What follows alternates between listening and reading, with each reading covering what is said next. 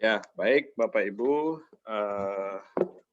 kita langsung pada pembahasan yang pada kesempatan malam hari ini akan disampaikan Ibu Farida Setianingsih, MPD, yang merupakan dosen STHD Klaten.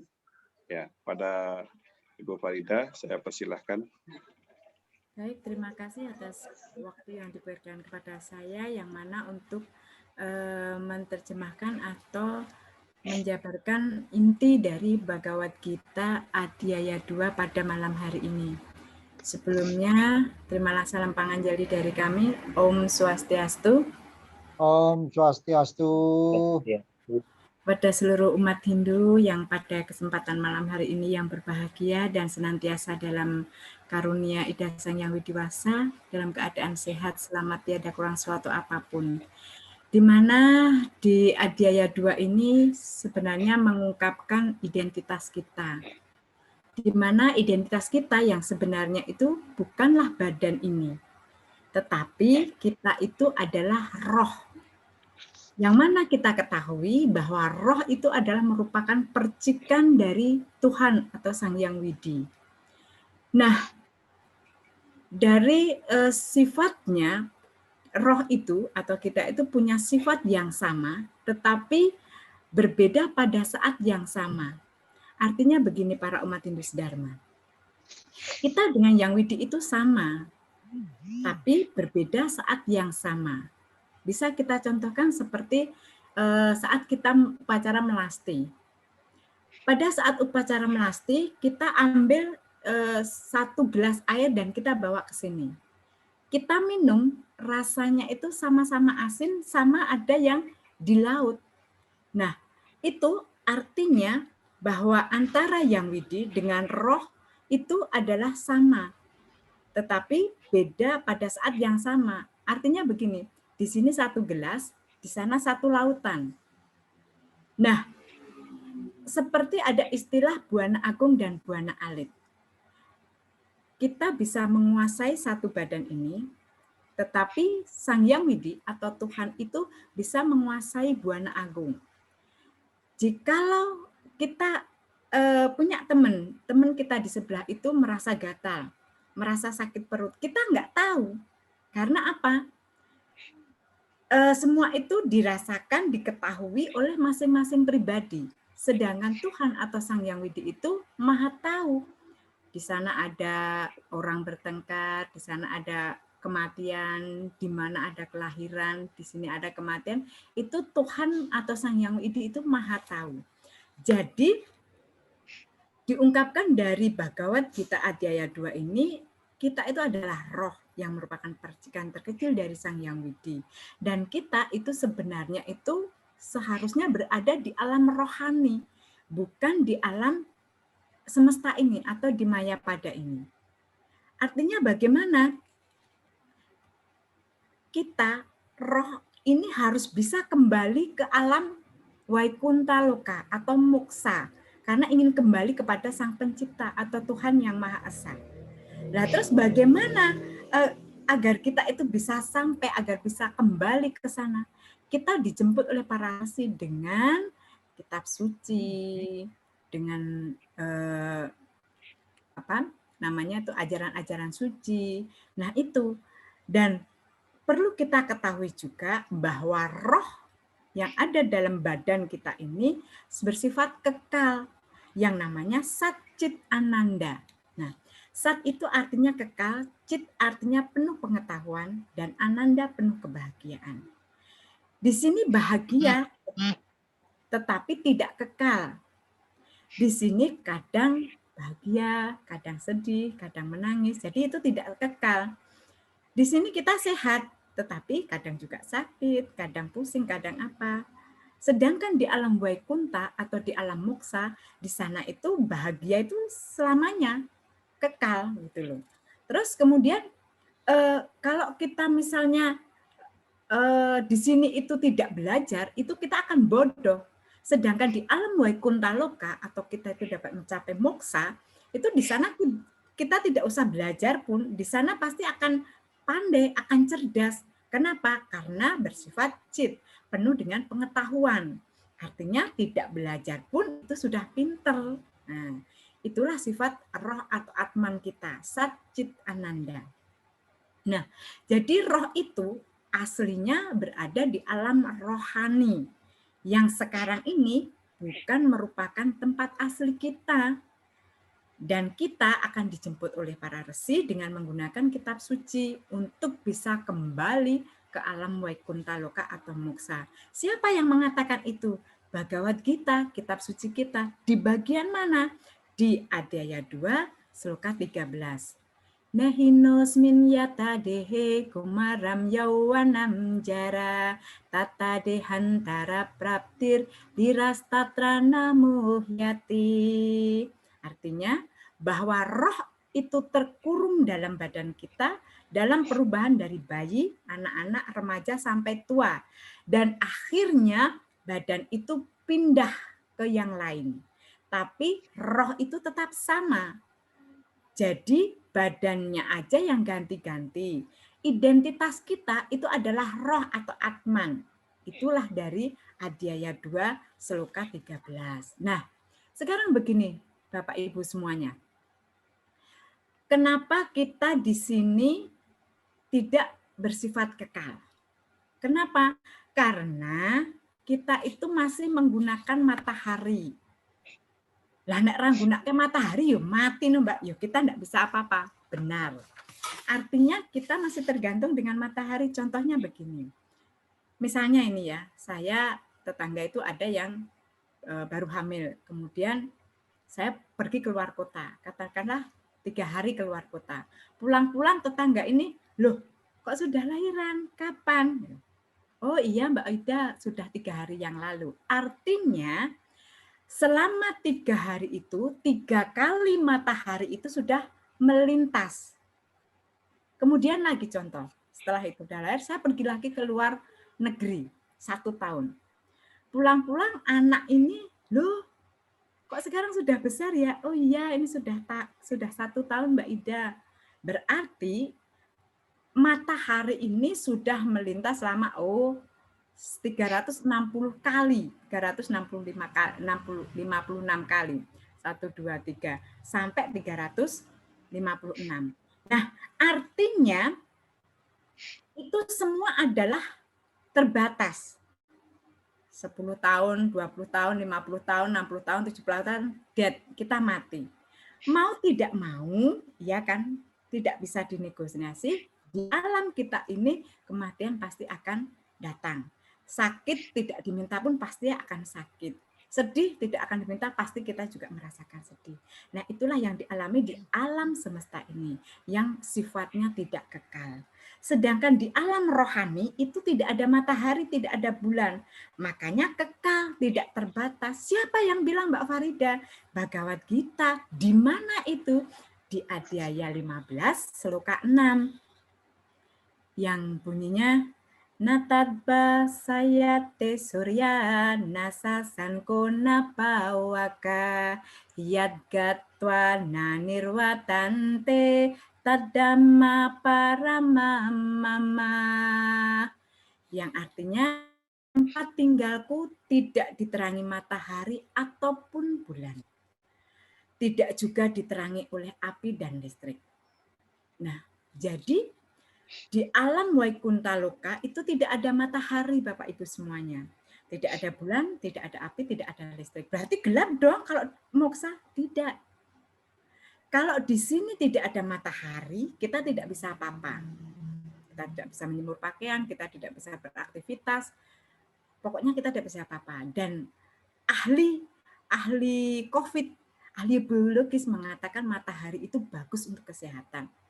Tapi tidak. Ajaran orang suci, matahari itu membuat kita itu semuanya serba terbatas. Terus kemudian, kalau kita hidup di Mayapada ini, kita tidak ada listrik, kita tidak bisa bekerja, kita tidak bisa apa-apa, tidak menyelesaikan tugas apapun.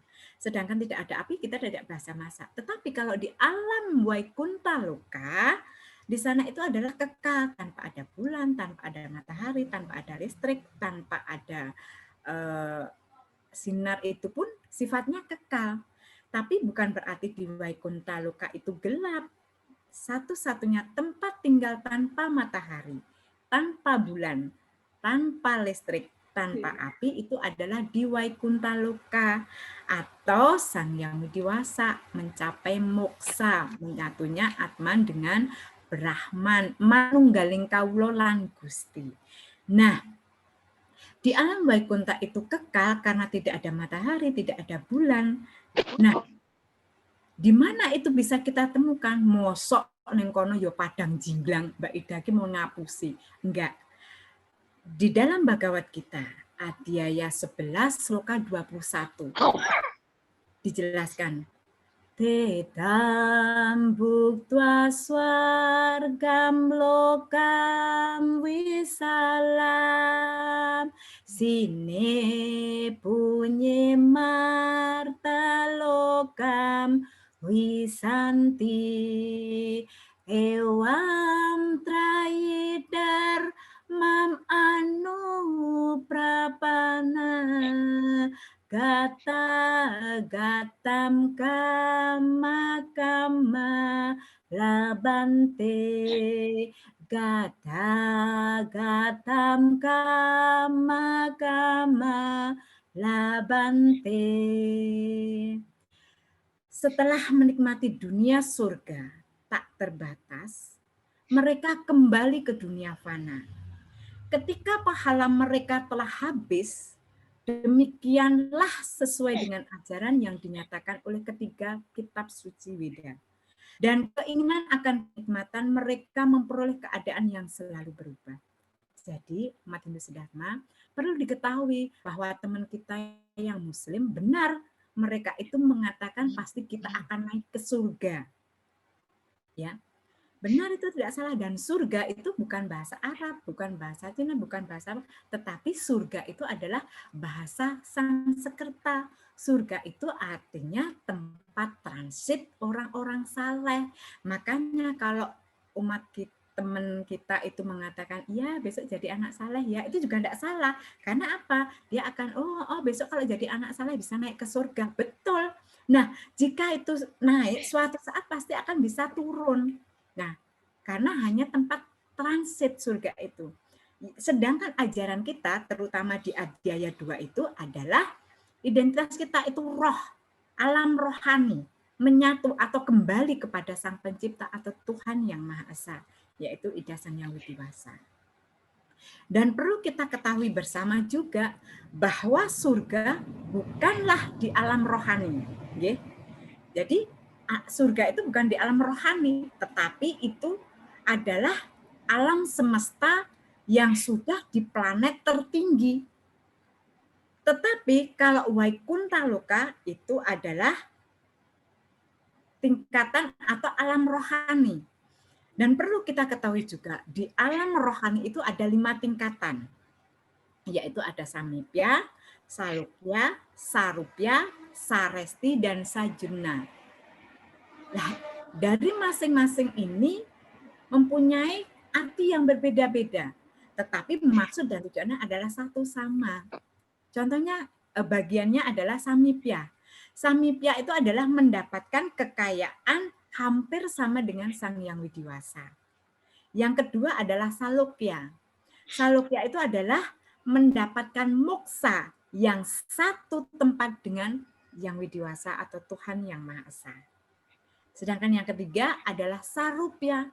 Sarupya itu adalah mendapatkan rupa atau wujud yang sama dengan Sang Hyang Widiwasa, Tuhan Yang Maha Kuasa. Yang keempat adalah Saresti, yaitu mendapatkan kemasyuran yang sama dengan Sang Hyang Widiwasa atau Tuhan Yang Maha Esa. Yang terakhir adalah Sayudna, yaitu manunggal dengan cahaya Tuhan yang disebut dengan Brahman. Nah, para umat Hindu Sedharma yang berbahagia, oleh karena itu, di dalam Adhyaya 2 ini, inti garis besarnya itu adalah identitas kita, yaitu roh atau alam rohani. Jadi, tujuan kita adalah mencapai alam Waikunthaloka atau moksa, manunggaling kawula lan Gusti menyatu dengan Sang Pencipta. Bapak Ibu Mas Dharma, mungkin itu sedikit ringkasan garis besarnya dari Adhyaya 2 dari sloka 1 sampai sloka 72. Lah mungkin dari penjelasan penjelasan saya yang sedikit ini, mungkin ada pertanyaan atau mari kita bahas bersama-sama untuk bisa lebih membuka wacana kita dan wawasan kita dalam pendalaman kitab suci Bhagavad Gita. Cukup sekian, hidup sendirian tanpa kekasih, cukup sekian dan terima kasih. Om Santi Santi Santi Om. Waktu saya kembalikan ke Pak Made, monggo mari kita sharing bersama. Itu yang dapat saya petik, itu yang dapat saya rangkum dari Adhyaya 2, dari sloka 1 sampai 72. Mungkin nanti ada masukan dari Pak Made atau Prof. Panji, kemudian Pak Ketut Sumardike, monggo. Nanti kalau saya tidak bisa menjawab, kita uraikan bersama. Gitu nggih Bapak Ibu semuanya. Ya, Pak Made. terima kasih Pak Farida, dah luar biasa penjelasannya. Memang ternyata dosen tulen ya. Aduh, Pak Made jangan gitu loh.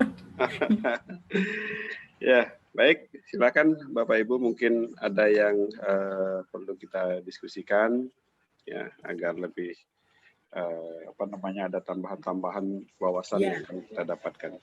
Silakan.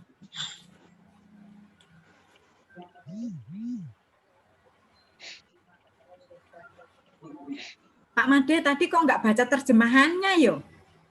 Memang nggak? Ya nggak apa-apa. Oh ya wes. Saya kan mengikuti keinginan. Ayo enggak ambil. Oh, enggak. Ya, baik. Mungkin ada yang ada pertanyaan atau malah menambahkan, silakan. Ya monggo ditambahkan saja, nggak usah bertanya. Nanti kalau bertanya kita selesaikan bersama.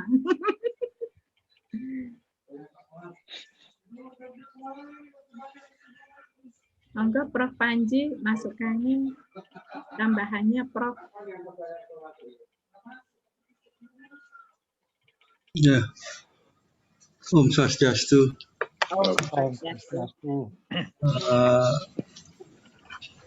Bu Farida,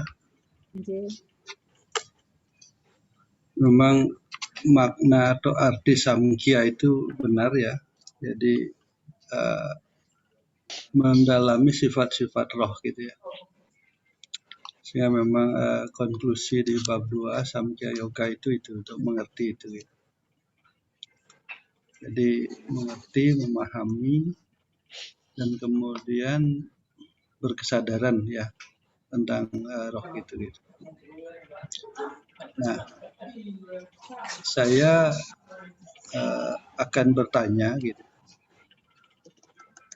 mengajarkan kesadaran dari konkret ke abstrak ya, dari apa yang dikenal bersifat material, fisik, badan ya, kemudian elemen-elemen sekala, artinya terikat, kala itu waktu ya. Jadi badan ini, materi ini adalah sekala yang terikat waktu oleh perputaran matahari tadi itu ya. Kemudian ke niskala gitu. Yang niskala artinya tidak terikat waktu. Jadi sekala itu segala sesuatu yang terikat waktu. Niskala adalah segala sesuatu yang tidak terikat oleh waktu. Jadi dari badan ke roh gitu ya. Nah, sekarang pertanyaannya atau problematika besarnya, bagaimana Hindu ya menemukan metodologi gitu ya untuk mengajarkan kesadaran dari skala kenis gitu, agar ada keseimbangan atau keberimbangan pemahaman, agar tidak terjadi miss ya. Jadi jangan sampai terjadi kesalahan berpikir begitu memikirkan kesadaran roh, badannya dilupakan. Jadi begitu memasuki kesadaran niskala, skalanya diabaikan. Sebaliknya juga tidak benar kalau orang bergulat di dalam kesadaran skala, niskalanya lepas. Nah, membangun metodologi pengajaran yang komprehensif di antara skala dan niskala, di antara badan dan jiwa, ini akan menjadi tantangan. Misalnya tadi menceritakan Waikunta, kemudian alam-alamnya itu yang bersifat abstrak gitu ya. Ini membutuhkan logika-logika yang nanti harus masuk kepada logika anak-anak gitu ya. Iya. Karena anak-anak sekarang, anak-anak milenial itu akan bertanya kayak apa gitu ya, yang bisa dijangkau dengan alam pikirnya. Nah, pertanyaan saya salah satunya adalah bagaimana membangun metodologi itu gitu ya. Mungkin orang yang paling dekat dengan Waikunta saya, karena di sebelah selatan saya sudah ada Waikunta gitu. Yang lain jauh-jauh gitu ya. Ya, Pura Waikunta ya, Ci. Ya. Tapi bagaimana menggambarkan itu gitu ya. Dan ini hal yang agak secret ya, agak rahasia. Saya kan sejak dulu juga mendorong kalau itu bisa dipahamkan di umur yang lebih muda, akan jauh lebih baik daripada itu baru mulai dipelajari oleh kita-kita yang sudah memasuki umur angka 5 ke atas gitu ya. Kecuali Pak Made masih di bawah angka 5. Nah, berbahagialah Pak Made ini lebih muda, sudah lebih menekuni ruangnya ya, dan juga Bu Mas Said. Nah, saya sebagai orang pendidikan kan selalu berpikir bagaimana mengedukasikan itu pada lingkungan ya, pada anak terutama, pada anak cucu, dan kemudian kepada mahasiswa yang ada di kampus ini.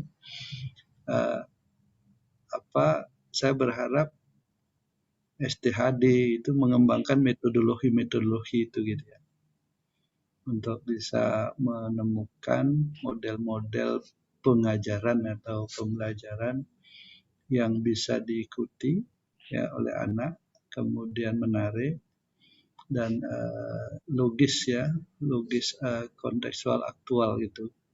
Karena sesungguhnya apa yang Mbak Farida ceritakan, hal-hal yang abstrak itu juga sebenarnya konkret gitu. Ya, nyata memang ada dan mungkin hanya bisa memang dirasakan oleh orang yang sudah mencapai posisi-posisi tertentu gitu ya. Nah, sekarang kan teknologi sudah mulai berkembang. Barangkali nanti alam Waikunta kayak apa itu bisa digambarkan dengan multimedia gitu ya. Dengan gambaran yang lebih konkret. Nanti Pak Made itu kan bisa buat tuh. Kemudian ada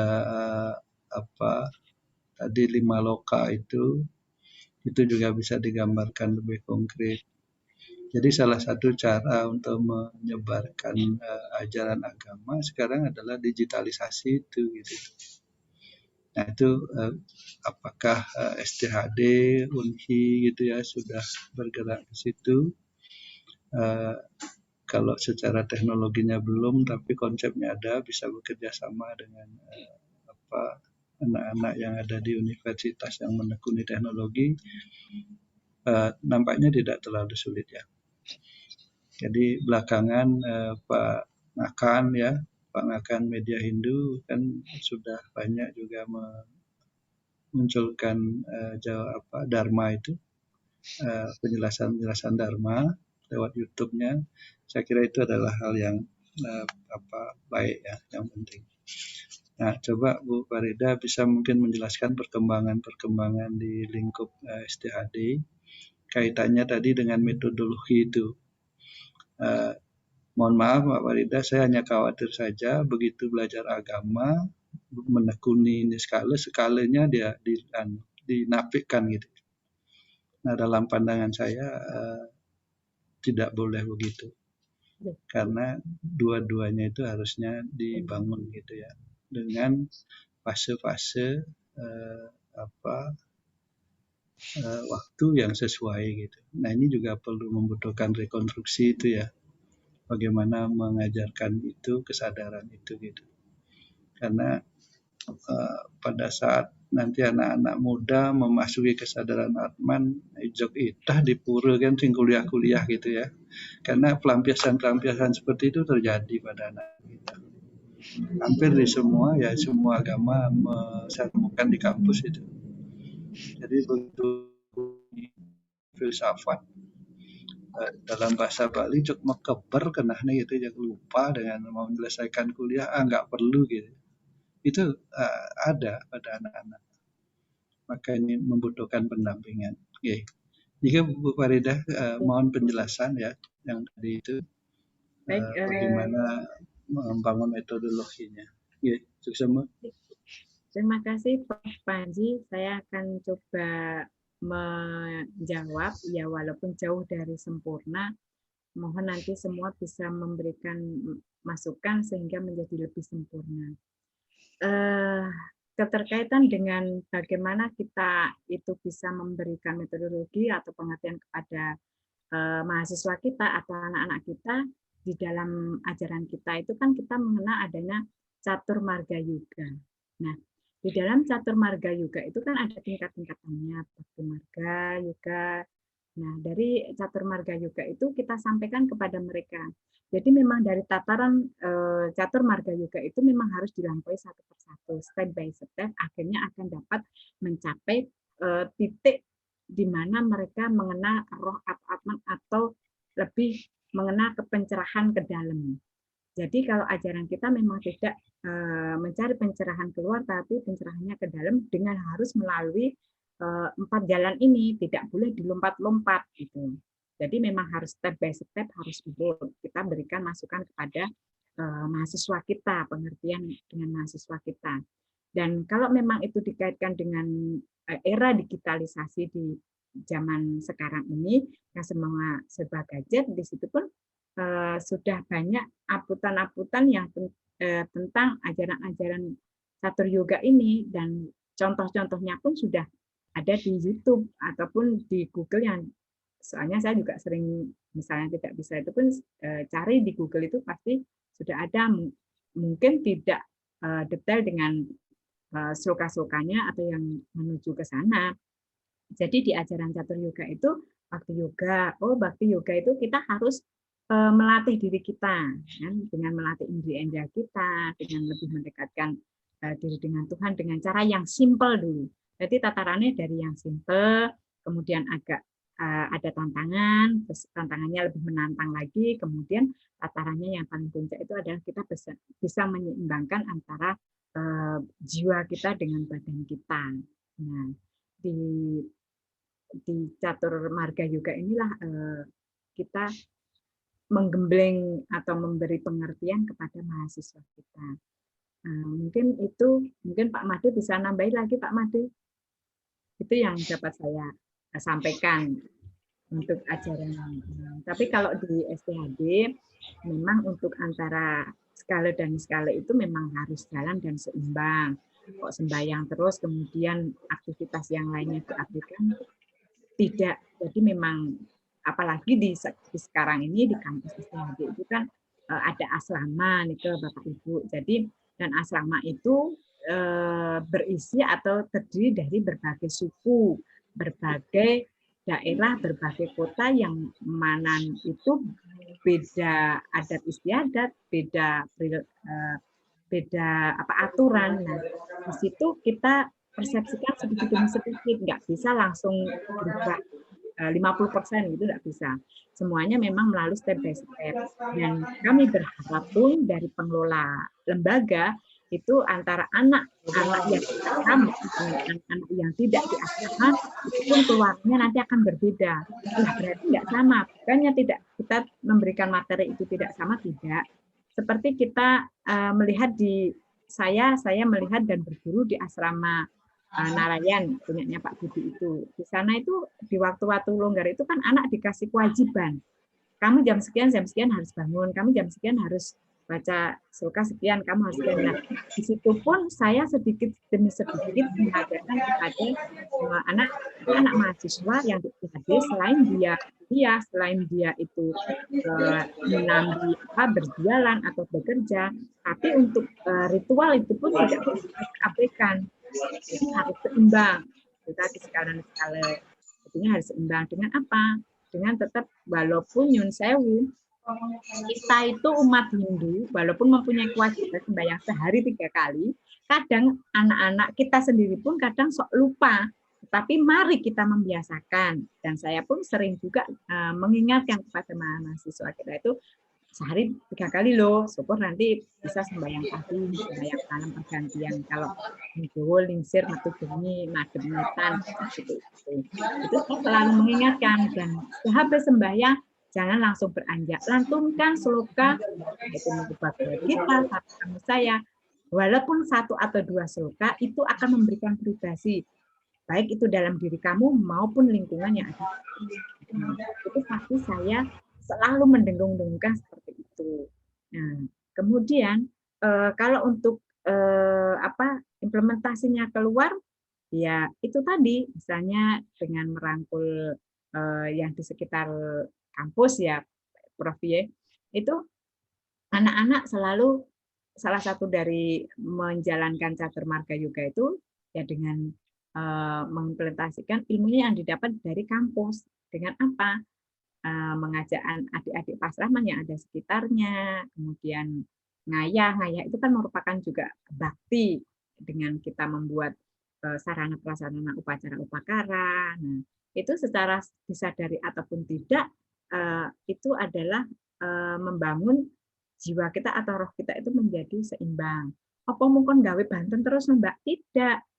Tatkala misalnya ada kegiatan yang lain untuk mengikuti ilmu pengetahuan yang lain, teknologi, ada workshop, kemudian ada apapun yang di situ kekaitannya dengan teknologi, tetap kita libatkan. Kita pun harus ngasih pengarahan kepada mahasiswa kita atau rekan kita.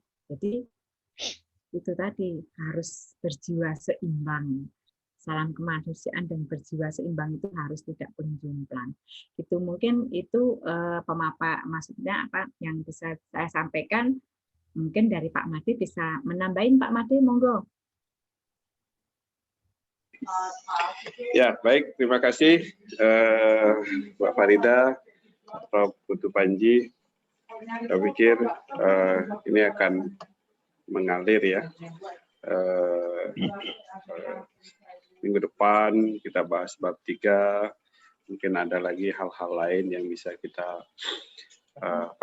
ambil hikmahnya, implementasinya ya. Seperti sekarang mungkin dari Prof. Putu Panji menyampaikan bahwa skala dan skala harus seimbang. Itu yang mungkin bisa diperhatikan di institusi pendidikan Hindu khususnya. Ya, baik.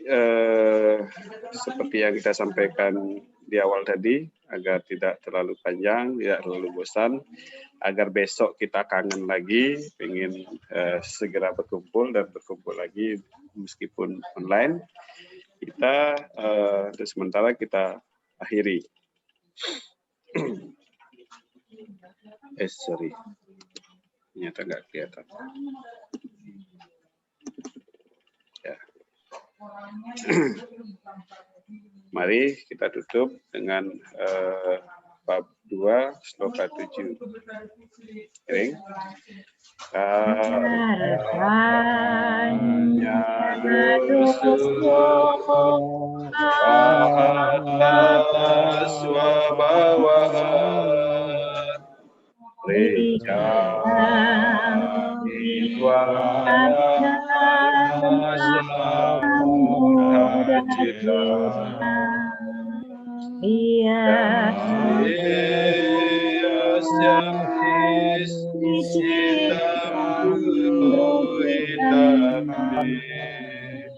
Sisya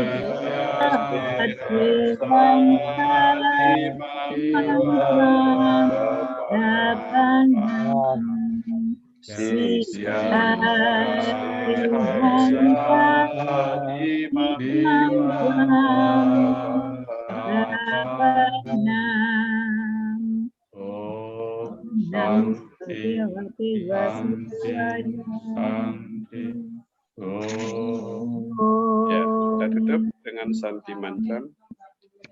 Om Yo Santi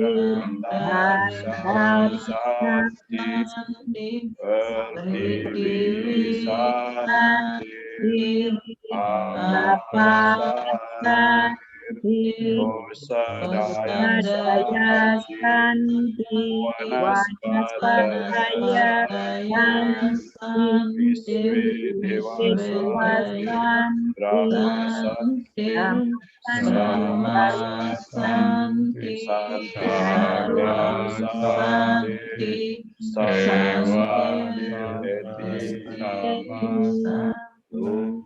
Oh, Santi, Santi, Santi.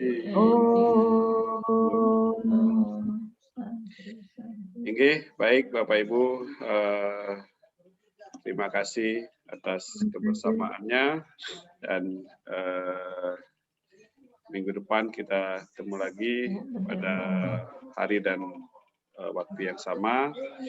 Untuk minggu depan akan materi pengulas dari sesepuh kita, sesepuh Hindu Jogja, yaitu Bapak Ketut Sumardike Sarjana Ekonomi.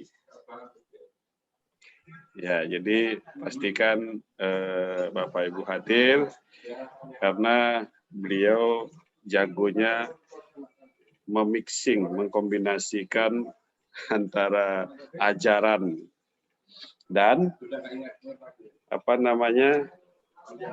dan kehidupan dan candaan gitu ya, yang membuat kita nanti lebih segar ya. Baik Bapak Ibu. Bab berapa Pak Made? Bab 3 Pak Made? Besok bab 3 Patut. Ini bab yang apa itu? Karma Yoga. Ya. Bab yang penting berapa dan sangat cocok. Pak Made? Berapa sloka? Kalau pembahasannya satu bab Pak Tut, biar biar nyambung. Untuk pelantunannya monggo nanti kira-kira sekitar 10 sloka. Ya, sesuai dengan apa yang diperintahkan oleh Adinda Made. Begitu juga penglingsir saya di Sambilegi. Saya akan mencoba, ya sudah menjadi karma saya, baik itu Prarabdha karma, Sancita karma, dan Kriyamana karmanya sudah menjadi takdir. Itu saya harus ya mohon nanti sudah makan sehari-hari. Ya, ini sudah. Patut Subawa harus itu mendengarkan apa yang nanti saya haturkan. Ya, supaya Patut Subawa pada kesempatan yang baik nanti bisa menasehati saya begitu, supaya biar imunnya naik. Iya. Ya. Nggih. Ya, ini prolognya saja sudah menarik ya, baru preview ini. Waduh. Yang itu Pak Made. Ya, memang kita berbanyak ini kan macam-macam. Penyembahku ada beberapa golongan kan begitu Pak Made. Nah, itu sudah mulai keluar di prolognya. Ada yang celelean, ada yang begitu. Ya, ada yang serius gitu. Ya, baik Bapak Ibu, untuk materi kali ini dari Ibu Farida dan minggu depan dari Bapak Ketut Sumardike itu sudah disampaikan prolognya. Ya, jangan lupa ikut Kalau yang nonton di YouTube, jangan lupa cari kelanjutannya. Baik, kita tutup dengan para Mas Santi. Om Santi, Santi, Santi. Terima kasih semuanya. Terima kasih semuanya. Terima kasih Bu Farida Ya, sama-sama, Bu. pencerahannya. Terima kasih. Mohon izin saya tutup ya. Ya. Ya.